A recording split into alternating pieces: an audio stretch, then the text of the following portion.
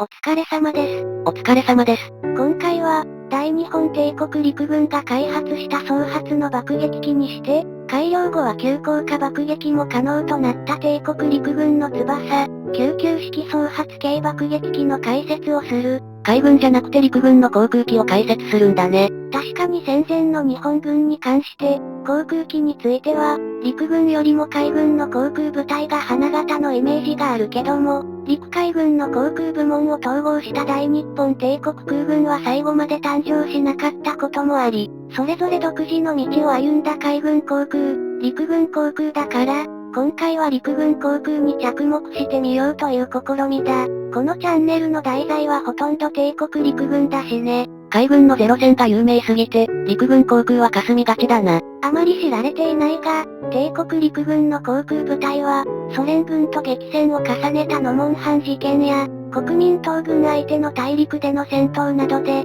結構重要な役割を果たしているので、そこら辺も踏まえてご覧をいただけると幸甚です。さて、99式総発軽爆撃機の解説をするには、まず、帝国陸軍の航空機に対する発想というか、爆撃機の設計に関するコンセプトを確認する必要がある。敵軍の撃滅でしょ。それはそうなんだが、ざっくりしたコンセプトではなく、どういった戦術思想で爆撃機の設計を遂行したのか、という問題だ。この点に関して、帝国陸軍は、爆撃機に最も強く求めていた機能につき、敵飛行場の爆撃による敵航空機の殲滅というところに、その重点を置いていた。空港を叩くということか。敵の航空機が離陸して戦闘態勢に入る前に、駐機している敵の航空機、あるいは離陸を試みる敵の航空機を、有利な形勢のうちに殲滅するという発想だ。日ソ両軍が満州国境で激突した国境紛争であるノモンハン事件で、満州に駐屯する、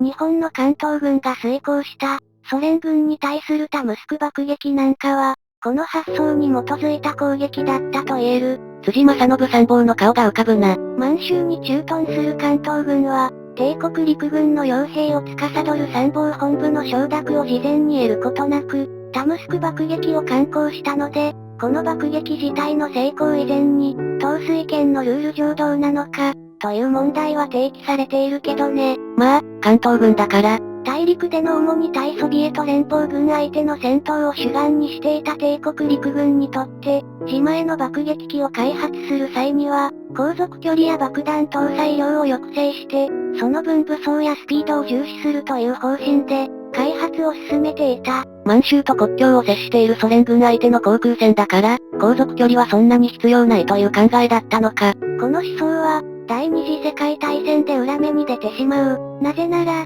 第二次世界大戦で、帝国陸軍が序盤で主戦場としなければならなくなった地域は、帝国陸軍が長年にわたって研究していた大陸ではなく、当初の多い東南アジアだったからだ。そのため、海軍機と比較して航続距離の短い設計である航空機を主に保有する帝国陸軍は、焦ることになった。この焦りに対する帝国陸軍の対処方法などはまた別の動画で言及するが、ともかく、本動画で解説する99式総発軽爆撃機も、航続距離ではなく、敵の航空基地に所在する航空機をいかに叩くか、という戦術思想から設計をされた爆撃機というわけだ。なるほど。でも爆弾の搭載量を減らしたら、敵の航空基地を十分には叩けないんじゃない？その点は、爆撃機のスピード重視で設計をすることに呼応して、敵基地に往復をすることで必要な爆撃が可能になるという発想があった。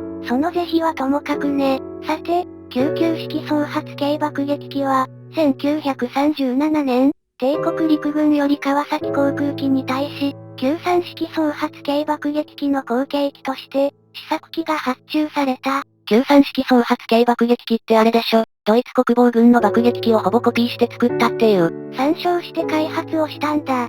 ドイツのユンカース社の爆撃機を輸入してね。93式軽爆撃機は、三菱がドイツのユンカース社製の総発軽爆撃機を輸入し、これを帝国陸軍が買い付け、大陸で運用したところ、評判が良く、帝国陸軍は三菱に対し、このユンカース社製の軽爆撃機を元にした爆撃機の試作を発注した。これにより誕生したのが、93式総発軽爆撃機だ。その後継機が99式総発軽爆撃機ということだな。帝国陸軍の発注に対し、川崎航空機では、帝国陸軍の航空部隊の発展に重大な足跡を残した、ある技術者を主務者に指名する。海軍のゼロ戦だと堀越二郎が有名だけど、陸軍だと誰かな。その技術者の名前は、土井武雄だ。この土井武雄技師は、飛燕、5式戦闘機、というなど、帝国陸軍の主要な歴代航空機の開発に携わった人物であり、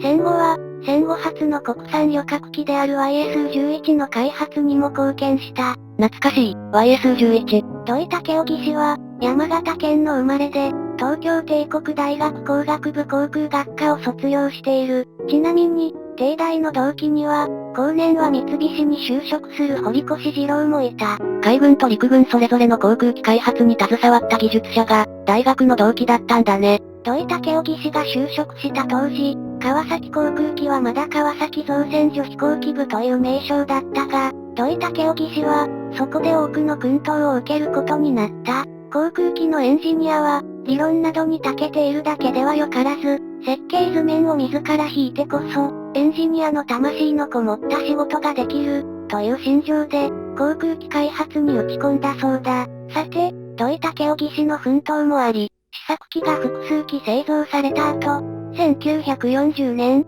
99式総発軽爆撃機は正式採用された。99式総発軽爆撃機は、当時では先進的な引き込み足を採用し、機体には沈頭鋲が用いられ、エンジンは中島飛行機が開発した空冷星型エンジンの、ハ25を2機装備していた。ハ25は、海軍では栄えだな。ただし、エンジンは正式採用後に改良型としてハ115に変更された。しかも、帝国陸軍は、第二次世界大戦でのドイツ空軍の活躍を目の当たりにして、99式総発軽爆撃機に、ある能力の搭載を強く要望することになる。ある能力って何？急降下爆撃だ。ナチスドイツにおけるドイツ空軍の急降下爆撃機としては、JU87 シプーカなどが有名だ。急降下するときにあえてサイレン鳴らして威嚇する飛行機だよね。通称ジェリコのラッパな。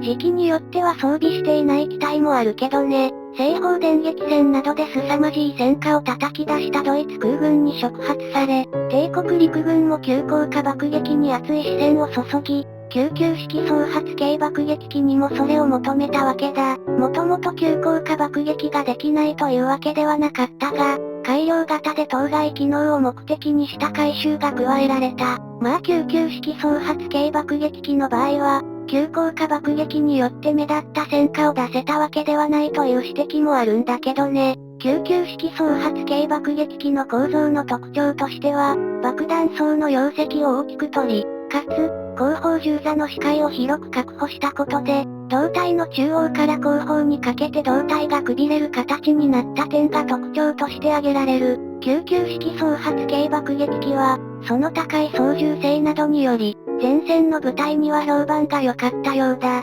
重爆撃機の代替として、規模の問題から重爆撃機を運用できない飛行場などで運用される傾向にあった。99式総発軽爆撃機は、帝国陸軍の各戦線に投入されて任務を遂行したものの、運用するうちに旧式化してしまう運命からは免れず、やがて戦場では時代についていけなくなった航空機となってしまった。搭乗員の奮闘が忍ばれるな。さて、以上の通り、99式総発軽爆撃機の解説をしてきたが、戦車や航空機を中心にした機構情報号チャンネルだけでなく、大日本帝国陸軍の軍人、作戦、教育などの解説チャンネルである、秋田号というチャンネルもやっているので、概要欄にリンクを貼っておくので興味のある方は機構情報号のチャンネル登録だけでなく、秋田号もご覧ください。ここまで見てくれた人、ありがとう。機構情報号と秋田号のチャンネル登録をよろしくお願いします。